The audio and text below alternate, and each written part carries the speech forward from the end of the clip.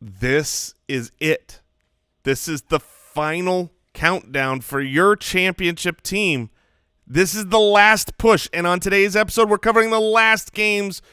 You're not going to want to miss it if you want that hashtag FootClan title.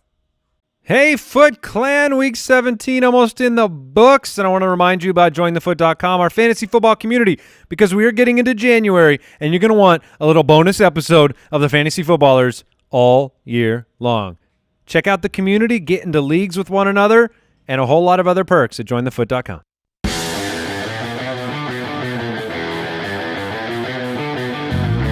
Welcome to the Fantasy Footballers Podcast, coming to you from pristineauction.com studios with your hosts, Andy Holloway, Jason Moore, and Mike Wright. Welcome in. What a spectacular Friday it is, December 27th. Jason Moore is here. I'm hyped. I'm full hyped. Full hyped. Max hyped. You look like you're trying to start a fire with your hands there. I could do it. No. If you gave me 2 sticks, Yeah. a little bit of kindling, And a lighter. but if you take away the lighter, Yeah. and you said you have 5 hours, Yeah. to start a fire, Your life depends on it. I'm a dead man. There's no chance. I would get a splinter and quit within 5 minutes. In theory, like if you went on Survivor, the show, which is still running 30-something seasons in, if you went on that, what would you add to the island? What would be the thing that you bring? Well, I would bring because it's not the fire. No. The funk or the fun? Wait, do you bring an item? Is that what you're saying? No, I'm saying what attribute would you contribute to the society on this island? Human manipulation. That's it. I would run the show. So you'd be playing the relational game. Yes, 100%, and I would win. All right. You can find us on Twitter at the FF Ballers. Unless they do, you see, when you tie, when you go to Survivor and they vote and you tie, it's a fire-making challenge. And then I lose. And then you lose. So you just got to win definitively. Twitter at the FF Ballers. Appreciate everybody who listens and supports the show. I've had people write in and they say, look, thank you so much. Great season, 1 titles. How can we help you? How can I support you? How can I say thank you? Couple different ways you can do that. One is simply subscribing, listening. We're here year-round. Leaving us those reviews. Those of you listening on Apple Podcasts, you can subscribe and review over there. On Spotify, you can subscribe. Ad-free on Stitcher Premium. We're over there as well. But you can also support the show at jointhefoot.com, our community. That's where you can get into Foot Clan leagues for next year. Tons of questions that we've had from the Foot Clan is, look, I'm tired of playing with the same couple people and a bunch of inactives. How do I get into a league, a dynasty league that I actually enjoy? We've got, 10,000 plus Foot Clan members at jointhefoot.com that love playing fantasy football and make it exciting and competitive and fun. And that gets you access to footclanleagues.com if you support us over there. It's been a very, very fun, exciting year. And for some of you, the reason we're here today is to get you through the rest of the Week 17 matchups and get you that Foot Clan title if you're playing in a Week 17 title game. But it is Friday. Foot Clan Friday. Congratulations to Anthony Milani. He wins a $55 gift card to shopballers.com. Thank you for supporting the show, Anthony. Thank you, Anthony. What else do we got going on? We got the Foot Clan title shirt at shopballers.com if you want to go celebrate that championship. And a little bit of news I want to touch on at the very top of the show before we get back into the matchups. Tons of the Week 17 matchups we covered on yesterday's episode. Quite beautifully. It was one of the best episodes we've ever done. Yeah. And here's the news I got for you at the top. The Josh Jacobs news, there's on his Instagram, he had posted this video. It's actually in his stories about him he's at the hospital. Well, he underwent surgery to clear up an infection. So we'll talk about the implications of that situation in Week 17. The Raiders still have something to play for. What's up with Terry McLaurin and DJ Moore? So they're both in the concussion protocol. Terry McLaurin did not participate in practice yesterday. Usually when someone – so statistically, more often than not, people will miss a week. When they don't miss a week, they get back to practice quickly. They get redshirted. They progress through the protocol. Now, we don't know for sure, with Terry McLaurin that he's not going to play, but just based on how it usually goes, right now. I would say he's not going to play. If you were doing in or out today, it's out. If I was doing it on both Terry McLaurin and DJ Moore, I would say they're not playing this week. So you're super excited about Chris Hogan getting a chance in Carolina. Well, he's going to get a couple terrible targets from Will Grier, but that's not true. I'll bet Christian McCaffrey's throwing that ball. They just want to get Christian McCaffrey the ball 700 times, get him all the records. He's got some records that he could reach, too, so that he's going to be the best fantasy player from week 1 all the way through to week 17. Genuine question. Yes. Over under 29 touches for Christian McCaffrey. What? I thought you were going to say 200 yards of total offense, and I think he might get there. I would take. You'll take the over? I'm going to take the. I think he gets 30 touches. That's a lot of touches. I don't know if I'd bet on it, but they're going to try to get him the ball, and why not? They got nothing to play for but his records. News and Notes is always brought to you by the Sleeper app. Let's get back into the forecast. Fantasy Forecast. All right, yesterday we covered Bears, Vikings, Falcons, Buccaneers, Dolphins, Patriots, Packers, Lions, Browns, Bengals, Chargers, Chiefs, and Jets, Bills. We had an exhaustive day yesterday. There's no bye weeks in Week 17 except most people's fantasy leagues. Yeah, the 6%. We're going to get you your titles this week. Titans at 8-7 take on the Texans at 10-5. Titans are 3.5-point favorites. The Texans can technically move up to the 3 seed with a win, but it's not a big first of all, it's not likely. Kansas City has to lose, and the Texans would have to win this tough matchup with the Titans, and the Titans need to win it to get into the playoffs, which they can do. If they win this game, they're in. Derrick Henry's expected to play. Ryan Tannehill, great matchup. A.J. Brown. You're starting the Titans that you've been starting. Yeah, you knew last week that this was the only game that mattered for the Titans. They did not need to win last week against the Saints, and yet that team showed up and balled out. They didn't beat the Saints, but they competed. They were up for a while. The Titans are looking forward to this game. The reason Derrick Henry would have done what he had been doing with the hamstring issue, which is be limited but still play last week, except the game didn't matter. They knew that this game did. The main 3 of the Titans, Tannehill, Henry, and A.J. Brown, I want all 3 as absolute must-starts this week. No doubt about it. On the other side, I have my own reading the situation, reading about the Texans, where they're at. Listen, Will Fuller and Deshaun Watson was limited in practice. Kenny Stills and he was limited as well. DeAndre Hopkins and Will Fuller didn't practice on Thursday. This is a team that does have some bumps and bruises and not a lot to play for. So my confidence level is lower than expected for this matchup. Deshaun Watson's had some up and downs this year. He might not have all of his weapons available to him. You could take a narrative street of Kenny Stills will have opportunities because Fuller will not be playing and Hopkins is banged up. I'm just choosing to avoid it, honestly. The Titans have a good defense. They're playing for something. Yeah. So here's an interesting hypothetical question that is pretty wild. This game, would you rather play Deshaun Watson or Ryan Tannehill? Yeah, I'd play Tannehill. I would as well. Hands down. Yeah, no doubt about it.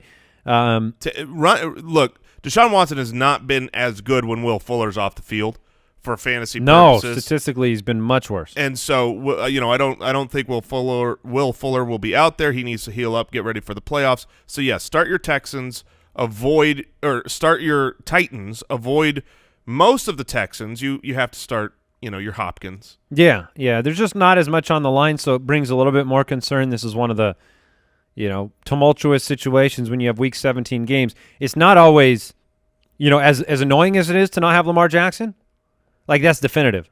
Like that situation, you can plan ahead. The worst ones are these, where like the Texans have a little bit to play for, but not a lot. And I don't think them getting the Titans out of the playoffs is the primary goal for that team. They have a bunch of players banged up, so I just would be worried about workload for some of them, but it's all about the options you have on the outside. I mean, I imagine Carlos Hyde's going to be out there, but your expectations are in the middle of the road. Yeah. Redskins 3-12, Cowboys 7-8. Cowboys very, very heavy home 11-point favorites. They could still get into the playoffs. They need help. They need the Eagles to lose. And it's not been very good for fantasy options in Dallas. Last week was rough for Dak, for Cooper. But here we are. The season on the line. Amari Cooper back at home, but not healthy, apparently. You know, I think you play Dak with confidence in this game. Do you? Yeah. Okay. Home game, bad Redskins team, heavy favorites. No reason to believe he's going to get sat down. Now he's dealing with the shoulder. Do you have enough concern with the shoulder to say find another option? Yeah, I mean, I think the Philly secondary last week when I watched that game, they were beatable. The problem is you had a clearly hobbled Amari Cooper and some bad throws from Dak that you can't know was that the shoulder or not. But when I put together the pieces of he misses practice all week, the shoulder issue is really concerning to real doctors out there that are, Pro Football Doc, Matthew Betts, they're really worried about it. And then he plays poorly. He's not an obvious start to me. I know Washington is not the best, but I look at this 11-point line, and maybe I'm out of my mind because this is such an important game to Dallas. They're going to come in and smash it. But I feel like this would be my almost upset of the week if I had one because 11 points, the Redskins can take the Cowboys, their division rival, out of the playoffs while they've got an injured quarterback, an injured wide receiver one, and they've actually got their best quarterback playing now in Case Keenum. So, I don't know. Yeah, I probably disagree on that one. But I don't know how Case Keenum and Steven Sims win this ballgame against Dallas or compete. Yeah, it definitely doesn't help having Terry McLaurin out if he is indeed out for the Redskins. But I do think Adrian Peterson's going to keep doing what he has been doing, which is just be handed the ball. It's get the ball plenty, be good enough half the time. And would you rather play AP or the Devin Singletary? Adrian Peterson. Okay. And then, yeah, to me, I'm starting my Cowboys, and I'm avoiding the Redskins outside of the volume play of Adrian Peterson.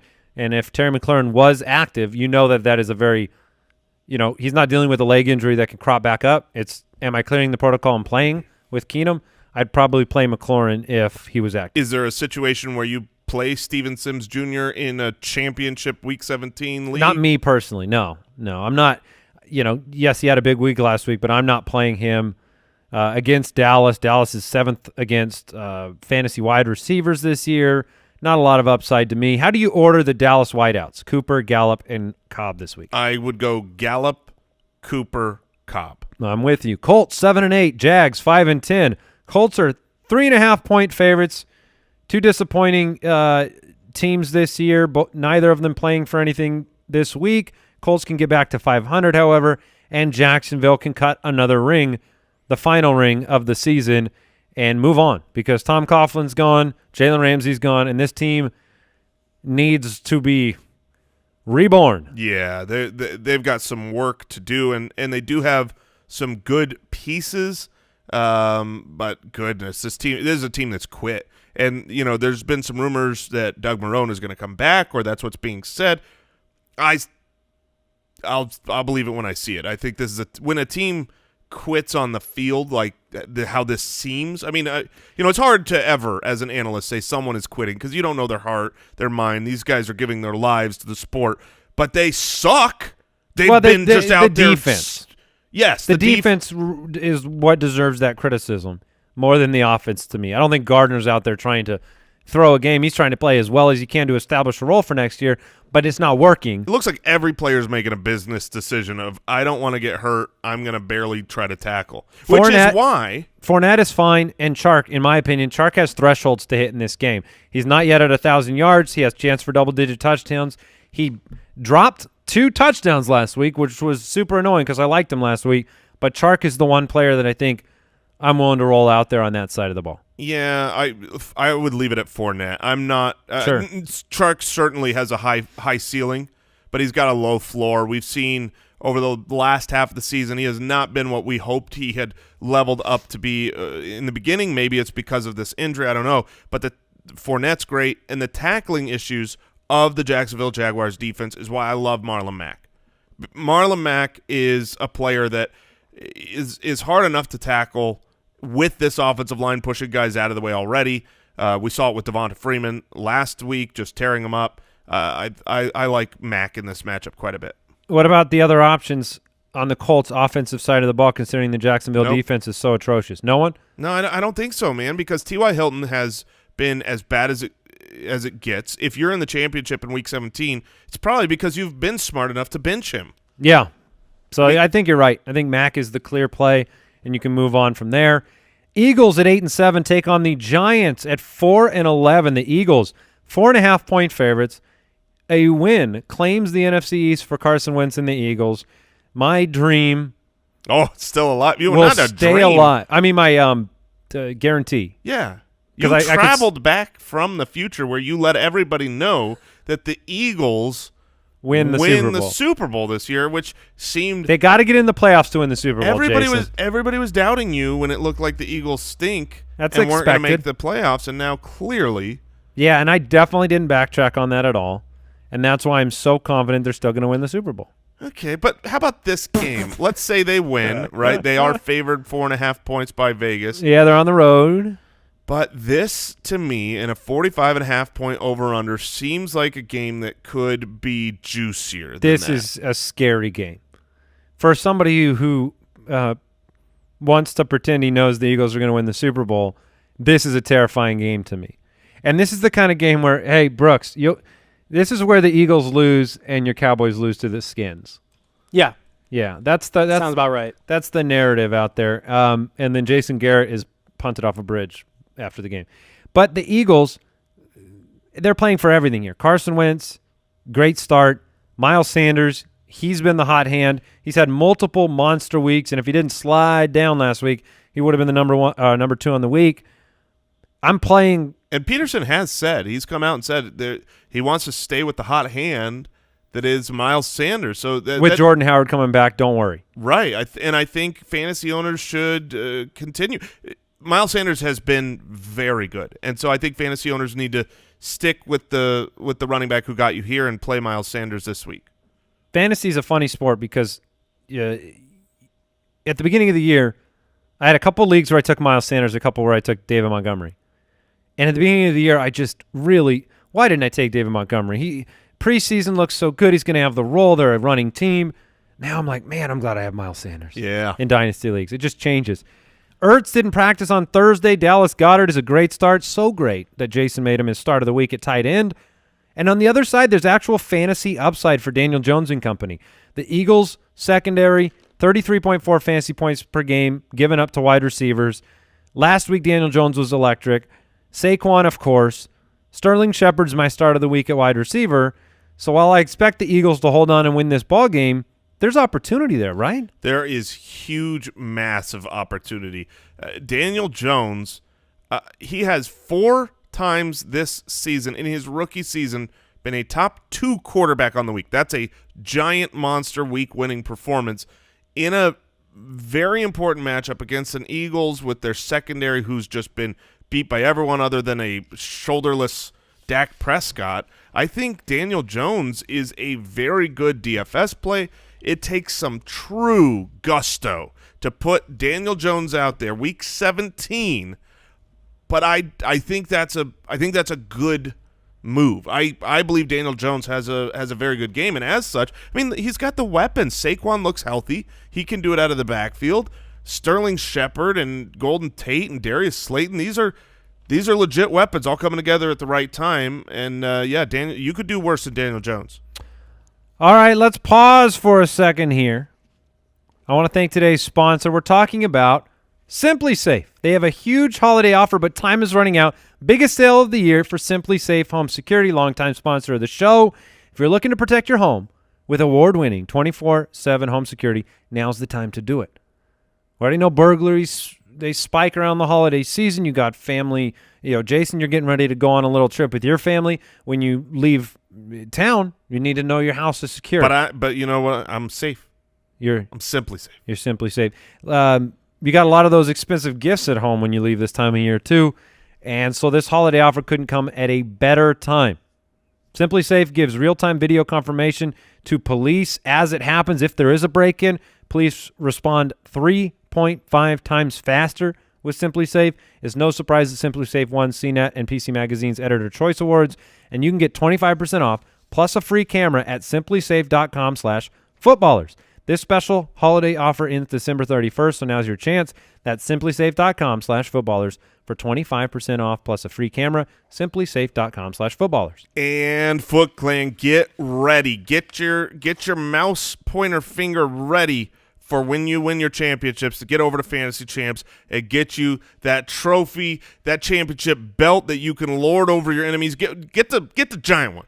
Get the 56-inch 19-year perpetual trophy. That's unbelievable. And if you haven't been listening or you don't know about the deal that Fantasy Champs is doing, it's unbelievable. You might have gone, I want to buy the championship ring instead. Well, don't do that. Buy a trophy, buy a belt, and you will get a championship ring, the $60 Super Bowl-style monstrous gym-filled ring for free with the code FREERING. So go get yourself and your league an awesome trophy. They've got the best trophies at Fantasy Champs. Get a belt, and then add the ring to your cart. You put them all in the cart together. Promo code FREERING. It will make that $60 ring price disappear. It's a great offer, and we know from the Foot Clan many of you are taking advantage of it because you need a sweet trophy. All right, Steelers at 8-7 take on the Ravens at 13-2. The Steelers, they still got a shot. They got to win. They got to get some help. The Ravens, they got nothing to play for. So Steelers are favored. The Steelers are favored on the road against a bunch of backups in Baltimore. The interesting thing is do you look at a player like Robert Griffin at all as a streaming option this week? No. Not against the Steelers defense. Not against the Steelers D. Not without, the important offensive weapons playing to their best. I think there's even a chance that you have offensive linemen sitting in this game. No, I'm not. I mean, honestly, I was like thinking, Gus Edwards. The time that, Mark Ingram is gone, this isn't the right matchup for that. The Steelers have so much to play for, and their only hope is their defense. It's going to come out here and shut down the Ravens. So I don't think there's a player that I'm willing to play on the Ravens side of the ball. I think you're right there. I think you're absolutely right. On the other side, James Conner's questionable. He should be O for your fantasy lineup. Drop him. Use that roster spot on something valuable. That might feel good, too, based on what he's done for you. You can hope. You can be very, just hope. Make sure your opponent knows that you dropped James Conner so that maybe if they're dealing with injuries, they can pick him up and play him against you. And then Benny Snell, do you expect him to get the majority of carries in the backfield for the Steelers in this one? I expect him to get a significant amount of carries and no passing work, and Jalen Samuels to get some passing work and no carries. This split load is not something I want with a Duck Hodges-led offense. Even though you're going to have backups in Baltimore, it's not like Baltimore is a poor organization and that their backups aren't doing well. Well, it's more about the recipe for success that you brought up with the Steelers. It's going to be defense and moderation on the offensive side. Duck has shown a propensity for turnovers. The only way that they're going to lose this game against these backups is if he throws 3 or 4 interceptions, and they don't have Mason Rudolph to turn to. So the recipe is going to be 150 yards. How are you going to break that up? Yeah, I know. It's so funny because with Duck Hodges, I've been looking and I'm like, I don't think he's a bad quarterback mentally. He just doesn't have the tools. He can't make the throws that, you talk about, this quarterback can make every throw when you're in the scouting season, and you see why, because he'll make the right read and he throws it, and by the time the ball gets there 45 minutes later, 3 defenders are there. And Tomlin was asked at a press conference, they said, do you think it's he's making the wrong reads, or do you think it's a physical tools? What's the issue? Oh, no. What did he say? Tomlin goes, does it matter? Wow. Yeah, he's not happy. It doesn't matter which one it is. The dude's sucking. Yeah, it's disappointing. Raiders at 7-8 take on the Broncos. Broncos at home. They're 6-9. They're playing all right, though, at 6-9. Raiders can make the playoffs. They got to win and they got to get help. But the help they need, it's possible. And here you are looking at a team with something to play for, something on the line. Darren Waller, you can play him this week. One more time before the season ends. Yeah, got to get it in now. Tyrell Williams. Any confidence in Tyrell and this offense? I mean, the Broncos' defense is just a good defense. They're at home in Denver. There's question marks throughout. I don't know. Vegas sees Denver winning this game. And I do too. My confidence in Tyrell Williams is coming back. He was dealing with a foot issue that has been hard for him, and he's looked better the last few weeks, but it would have taken a good matchup for me to say, okay, it swung all the way to play. The fact that you're in Denver Mile High against the Broncos and their great defense that, is not necessarily playing for anything, but they haven't been, and they've been playing well. Well, and they're playing for momentum with Drew Lock and what they have with him in the future. Finishing the year strong, whether you have a quarterback here that's going to take you into the next handful of years, they need to prove that. They need to see that. They're at home. The Raiders are a beatable defense. I think Cortland Sutton is a fine play. Phillip Lindsay started the week at running back this week. How do you feel about Noah Fant? Not great. Noah Fant's had a couple breakout games where you can see the talent. You see why he was drafted so high, and I think his future is very bright. Here's what you can get. 2 for 56 2 weeks ago against the Chiefs. Okay, you got a big play. You got a big 43-yard gain by Noah Fant. Mm-hmm. Last week, 2 for 10 against the Lions. Yeah, I had that. You had that one in your Dynasty League. How'd that serve you? Well, it served me just fine. I won the championship. Yeah. My other options didn't do much better than that. So, Josh Jacobs is the big story in this game. Is he going to play? He had surgery on Wednesday to clear up an infection. And it was said that is not going to get in the way. It's not going to change his availability. When I heard that, I was like, I was not going to change it because he was already out. Like, the way that we don't know. This is one you're going to obviously have to keep an eye on for sure. But if he didn't play last week and then is having a cleanup procedure, I have to be at least very prepared for him to not play this week. Yeah, Ian Rappaport said it is a superficial skin infection that he was treated for. If he's active, is he in your lineup in this matchup? Because the game's that important. Yeah, I think the game is very important, and Josh Jacobs himself is awesome. He's been phenomenal for his rookie season. It's pretty much a two-man race between Jacobs and Kyler Murray for the offensive rookie of the year. I don't know if A.J. Brown is starting to turn heads at the end of the conversation. But, yeah, I mean, if Josh Jacobs is active, I play him. And if he's not, you play DeAndre Washington. I play DeAndre Washington. It's not that this is a great matchup, but the Raiders utilize their running back. DeAndre Washington has had 2 opportunities without Josh Jacobs to be the guy. He's been good in both of them for fantasy. Yeah, he's gotten into the end zone in both of them and had a very strong week on the ground last week. So you're not wrong. Cardinals at 5-9-1 take on the Rams. Rams at 8-7, eliminated from the playoffs. A couple of the headlines in this game: Rams are 7-point favorites. There's a report that makes it sound like Sean McVay is considering resting some players. That could especially affect guys like Jared Goff, Todd Gurley. We also know Jalen Ramsey will be out in this game. That means maybe there's some hope for the Christian Kirk's owners of the world. Do you have enough confidence in Kirk after last week's super disappointing performance? Another week of, getting ready to get out there. No Ramsey. You have any confidence in him? Nope. Okay. I do not. We don't know for sure that it's going to be Kyler Murray, but what we do know is that Jalen Ramsey did not play last week against Christian Kirk either, and Christian Kirk was not good. He's dealing with, his own significant injuries coming back, and so he doesn't look right. I don't know that I trust any of the weapons. If you're going to pick one from the Cardinals, it would be Larry Fitzgerald, I think, over Christian Kirk, just based on the last several games. It's almost like, and I know Larry has he's leading the team in receiving yards because of all the time Kirk has missed. I believe it, because these last few weeks, Larry's just been awesome, and it I know the vibe being here in Arizona is most people expect him to come back. But the way he's been playing, and I think that's why people expect it, makes me wonder, like, is he playing for the giving everything he's got at the end of his career? Because that's kind of how it feels. Nope. He's back. All right. I hope you're right. I hope I'm right, too. But based on the reports that you've seen, I mean, when you've got the Rams at home heavily favored, high over-under, generally you're looking, at this matchup and saying, okay, well, I'm going to put Gurley out there. I'm going to put Kupp and Woods out there. Cardinals' defense has been better in recent weeks. This stinks. This is, I mean, you said it earlier. The Lamar Jackson situation is the one that's going to be talked about as the Week 17. Oh, you got here with Lamar and you don't have him. That's fine. At least you can go grab a Brady or somebody. Because here's what you're doing. Here's what I would do. Here's what I would recommend. Play Todd Gurley.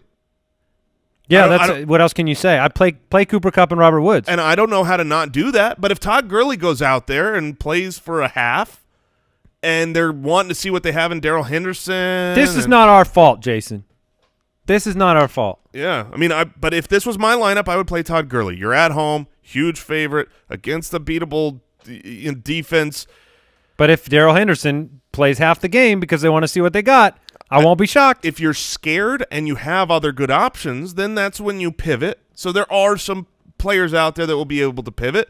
But most people, you're in Week 17, and Gurley's been great. And here's the crazy thing is Gurley's been good over the last few games solely on the basis of touchdowns. Yeah. Like, he's just constantly getting that goal line work. That could happen again. I think Kenyon Drake's the most definitive start of this entire matchup between both teams. Crazy. Right? I mean, he's going to play the whole game. Yeah, and he's playing for a lot of money. Yeah. He is – I mean, this is pretty much everything – It's all on the line. He's a free agent. This is the same situation Brooks and Al are in. They're both playing through Week 17 for hopes of a contract next year. We're trying to see how the video editing goes today, whether we bring back one, Brooks both. is sitting up in his chair a little bit more than Al is. Now Al's sitting up. Yeah. I think that was a reaction to the comment. Yeah. But both of them, Brooks who knows? Brooks is in the lead. Who knows if they're back next year? Yeah, we'll see. Really? We'll see. Restricted free agents.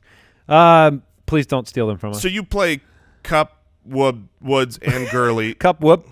And Goff, I guess, is Goff at least. You see, like, Goff is a great play matchup-wise. Everything's perfect. He's at home. But because of the nebulous situation where you're not sure how long into the game, if they're going to rest him or not, he is at least easy to pivot off of. Yes. Because you can go to waivers and find a million quarterbacks that you can play this week. If I'm in a Week 17 title game, which I'm not, if I'm in one, I'm trying to eliminate doubt and risk. So I'm trying to find situations when the pivot option is there to eliminate risk and doubt, I'm going to make it. So you would if the gap is too large, then I have to stick with what I've had. All right, let me give you some hypotheticals. Please don't. This one should be easy. I'm going to start with the low-hanging fruit. Jared Goff or Tom Brady? Yes, I'll go Tom Brady. Jared Goff or Daniel Jones? I will play Daniel Jones. Okay. And Jared Goff or, let me see, if you're going to play Daniel Jones, Jared Goff or...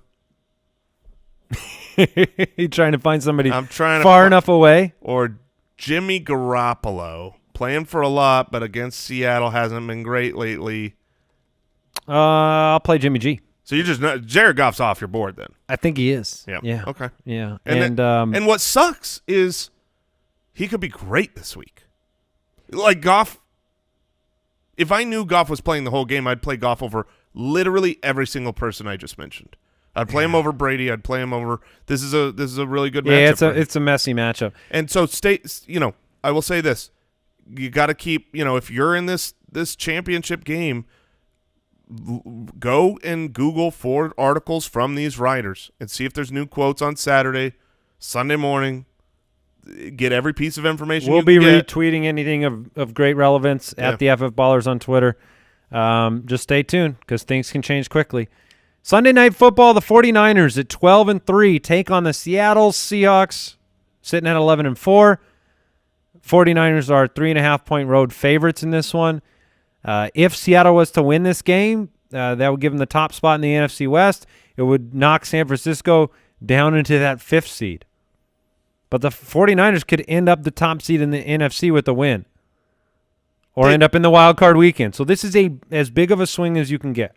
And the 49ers on the road are favored by 3.5 points. And I think the reason is because it's the Chris Carson factor in the injuries, don't you think? I think it's just because they're the better team. I think with Chris Carson, the 49ers have been better this year. They've played really tough. Yeah, but if the Seahawks had won last week, they'd have the same record and they'd have Chris Carson. To me, I'm surprised. I'm surprised that the Seahawks at home, where, just last week they were atop the division.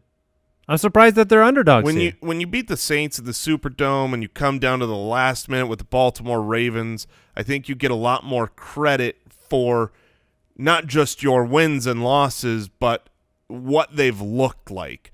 The Seahawks, Andy's almost upset of the week. You believe in Russ? I do, and unfortunately, I believe in Pete Carroll and bounce-back performances at home with everything on the line. So 3.5 points, that's too much for me. But what does that translate to for fantasy? Russell Wilson at home, I don't want to play him against San Francisco. Not the way he's played, not the way he's finished for fantasy owners. No, not my championship game. I would. You got to be kidding me. You remember a couple weeks ago when you weren't playing him last week against Arizona, were you? You made Matt Ryan the start of the week a couple weeks ago against the 49ers when they seemed like this great defense, and you pointed out that their secondary hasn't been great. He was a top 10 quarterback. Yeah, but Russell's not doing it against bad matchups in good situations. But now having lost the running game. That would be the bet. The bet would be it's all on Russ. If you think Seattle he might have to be the running game. If you think Seattle has a chance to win this game, and obviously with 3.5 point underdog almost upset of the week. Yeah, but to me it's 16-13. It's something. It's a dirty, hard-fought home win. Well, the good news is there's no question here that every single player is playing. They're giving it everything you got. Yeah, no, everything's on the line in this one. So for me, if I'm picking a running back on Seattle that I'm willing to start, I'm willing to flex Travis Homer. Yeah, Travis Homer would be the guy. I can't stinking wait to watch Marshawn Lynch. Do you think he'll even be active for game day? Dude, you got to give him a ball. Oh, yeah. The crowd, he might be worth being active for one snap just for the crowd. Just get him down near that goal line and bring him in. Let me just say, if Marshawn Lynch is active and they give him the ball and somehow after this absence he goes beast mode for some kind of huge run, I will just lose it as an NFL fan. That will be the greatest moment. Stories will be told. Unbelievable. Because off the street to doing that, I don't know if he will. He probably won't. But Homer's the one I'm willing to flex play. The volume 8 targets last week. Yeah. 6 catches against Arizona. The volume should go to Travis Homer.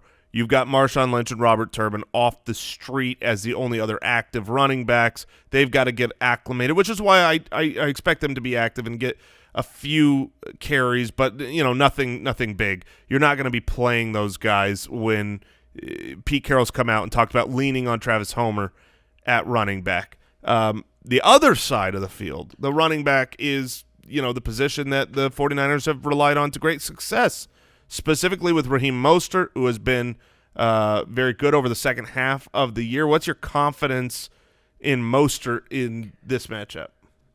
Playing him, yeah, running back 2 confidence. So I put Mostert out there. He got back into the end zone again last week. So, yeah, everything's on the line. It's a good running team. Since he basically became the starter from week 12, for Mostert, he is the running back 7, having finishes as a top 12, number 4, and then the last 2 weeks, 26 and 23. They haven't been that high ceiling you've been hoping for, But if that's the floor is like, running back 25, then you can play him with confidence, and he obviously has the upside. Do you have any confidence to play a Tevin Coleman or Breida? No. Nope. But Okay. I like that everything's on the line, like when you asked the Goff versus Garoppolo question. Lockett and Metcalf disappointed last week. You got Sanders and Debo. Both of these receiving corps have had their good weeks and their bad weeks in recent history. Confidence levels across those four. Maybe put those four in order this week. The four, are you saying on both sides of the field? Yeah, if you just put those four guys in order. Oh, gosh, what do you do with Tyler Lockett? It's like Tyler Lockett should be the number one, and I'm not sure that he is, since he's been bad more often than he's been great. I guess I'm going to go Debo, number one. Debo is so much better than Emmanuel Sanders over the past 5 weeks as a whole that I'm going to have more confidence there. That's at the top of the 4-pack? Yeah. Oh, okay. I would go Debo. What about that Russell Wilson play? Lockett, Metcalf, Sanders. Well, the reason that I say that is because while Lockett I feel like should be the number one, and if Russ has a big game, Lockett will have a big game. His range of outcomes is so wide. Lately he has been goosed. He's been irrelevant, wide receiver 88 or it's not been great for Lockett. So he is more of a wild card. That's why I would rather start Samuel than Lockett, just from a volume standpoint. Samuel gets involved with the screen games, gets handoffs. He's just more utilized. All right, George Kittle, obviously you are playing George Kittle. And then Jacob Hollister, I think he has an opportunity at home. You talked about the dependency on some other options with no Chris Carson, no Procise, no Penny. They're losing all their running backs. And if it's on Russell Wilson's arm, Hollister against San Francisco, I don't mind it. I think he's a stream-worthy candidate at the tight end position. I think he could have a very big game in this one. Shall we move on to Ballers on a Budget? Let's do it.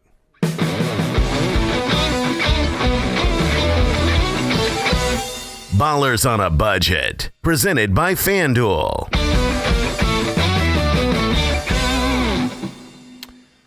I'm going to go with Travis Homer. He's 5,900 on FanDuel. Like I said, 8 targets, 6 catches against Arizona. Pete Carroll's come out and said they're going to lean on Travis Homer, not something you normally hear about a rookie, unless everybody else around you has fallen by the wayside. Getting Robert Turbin and Marshawn Lynch up to speed on a short week with a lot on the line.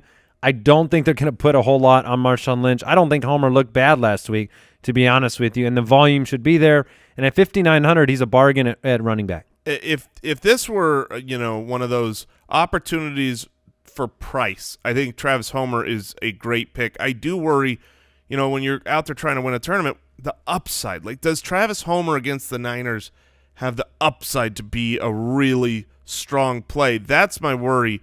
But I kind of have the same worry with my pick, which is, for the first time I think this year, is a defense. The Pittsburgh Steelers, who are awesome on defense, are priced at a point where it looks like they're going up against the most difficult matchup in the Baltimore Ravens. Except they ain't. They're going up against the Baltimore Ravens backups. They're going up against 2019 version of Robert Griffin III. I don't see how Baltimore does much with their backups against this Steelers defense that is playing for their playoff life. And look, here's the teams that are cheaper than the Steelers: the Bengals, Giants, Chargers, Jets, and Redskins. That's it. And they're a top 5 real world NFL defense. So I don't, I don't necessarily think, like, if you're going for a high end, huge scoring defense, I don't know that this is. I think that Baltimore is going to be conservative. They're going to run the ball a lot. It's going to be a low scoring game, versus playing against Jameis, where you've got the chance to run 2 touchdowns back. But at the same time, I think RG3 gives you some of that. Yeah, hopefully. But I like them, and I wanted to throw out another name because I asked. I'll allow it. Thank you. I asked the question earlier. Week 17 championship. Would you be willing to play Steven Sims Jr.? And we both kind of agreed, probably not. But that's because you've been playing for an entire. Do you have his price? season, I did have it pulled up. Let me. I think it's 6,000. He's very cheap comparatively to some of these other guys. But you're mentioning him because you like the potential upside in this matchup? Yeah, he is. He's always been a very cheap option because who is Steven Sims? But if Terry McLaurin is gone, and now you have Case Keenum coming in as the quarterback, and if you just look, the last 3 games, Steven Sims has had 7 targets, 11 targets, 10 targets, 3 touchdowns in the last 2 games, and now you get a quarterback upgrade, which that quarterback upgrade worked well with him this last week. He's not a guy I'd rely on for my championship roster, but if I'm making a tournament... Cowboys are just so good on defense. Are they? Yeah. Okay. They are. Against wide receivers, they're the 6th best in the league. Past couple weeks, Well, I'm Philadelphia couldn't do anything against throwing them. his name out there. If you're looking for a cheap wide receiver to build your... I think you're a Sims chaser. I think you're a Sims chaser. Maybe. But I like putting my money into the high-end run. Like, here's my ballers on a budget pick. Ready? Christian McCaffrey. He's the most expensive player out there. He's going to have over 400 touches this week. But he's going to have 400 touches. I want to pay up for those guys that I already know I get 2 players in one roster spot and, those monstrous performances. And in order to be able to pay for someone like Christian McCaffrey, you need some of those cheap options. You need a Sims or a Steelers or maybe a Homer. See, this is the one time you can be a Homer. And it's okay. It's okay. Don't miss your chance to win an all-expenses-paid trip to Arizona. Come hang out with us. Get in on the Week 17 leaderboard series at FanDuel.com/ballers. You want to answer a couple Week 17 mailbag questions, Jason? Sure, let's do it. Mailbag. You've had many worse than that. That was okay. I think so. I don't want to toot my own horn because it wasn't great. No, but I think that was the best I've ever done. I think that was measured. It was fine. The best that was the I've finest ever done it. And it wasn't great, and it wasn't good. Correct. But it was the best. It was the best that you've done. Thank All you. right, we've got an interesting, fun 2020 keeper question. Pick 2. Nate in Jacksonville wants to know, I have Austin Eckler, Devin Singletary, Joe Mixon, Miles Sanders. Which 2 do I keep for 2020? Joe Mixon's locked. Yeah, if this looks like it doesn't have any draft capital cost, he's 100% locked. And then you have to decide, though. You mentioned Offensive Rookie of the Year. Miles Sanders and Devin Singletary would be on the short list beyond Kyler Murray and Josh Jacobs. Who do you like more as a keeper for next year? Is it Singletary or Miles Sanders? It's Singletary. I think this is a team that wants to run the ball and wants to have a star running back in Buffalo. Whereas, on the the other side for the Eagles, they want Carson Wentz to be the MVP of their team. They just haven't had any wide receivers be able to stay healthy, and they want to have a committee backfield. So while Miles Sanders is very talented, I would take Singletary here. And Austin Eckler, the only way he would be in consideration, even though he's been great this year with Melvin Gordon, there is the situation where Melvin Gordon leaves and Austin Eckler is signed and he becomes... Yeah, Justin Jackson, other compliments there potentially with him. I think all 4 guys, I'll say this, I think they're all pretty good keepers for next year. Yeah, my 2 would be Mixon and Singletary. Yeah, I'd lean that way as well. All right, Kenyon Drake question from Oliver in Houston. How high would you take Kenyon Drake in a dynasty startup draft? Asking for a friend. I would almost not take – there's just about no situation. He's going to go higher than I would take him. Kenyon Drake has had a couple good games now, and I am a Kenyon Drake truther. I think he is probably re-signed by the Cardinals and has another good year. But he's a running back, and in a startup dynasty draft, the only running backs I take near the top are those really young stud running backs.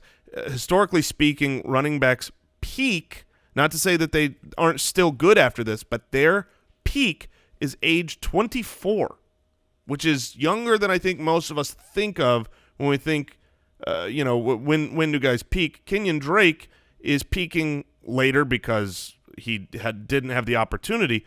But how about David Montgomery or Kenyon Drake in a dynasty?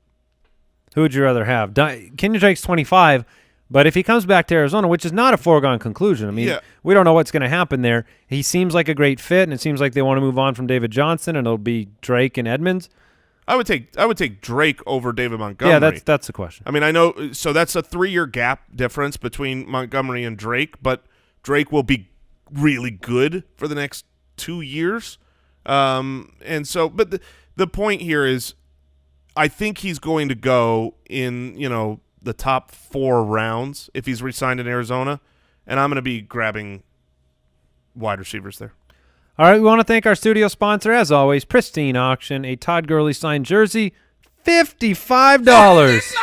Oh! PristineAuction.com. Use the registration code BALLERS. That'll do it for us today. Thank you for tuning in, listening. Good luck in your Week 17 title games. Brooks, Jeremy, good luck on holding on to these positions for another year. I think you did a good job today. Thank you for listening to another episode of the Fantasy Footballers Podcast. Join our fantasy football community on jointhefoot.com and follow us on Twitter @TheFFBallers.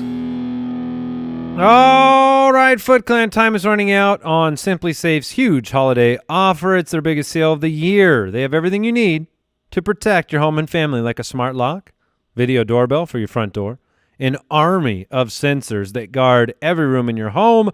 You can get 25% off plus a free camera at simplysafe.com/footballers. This sale ends December 31st, so go today to simplysafe.com/footballers.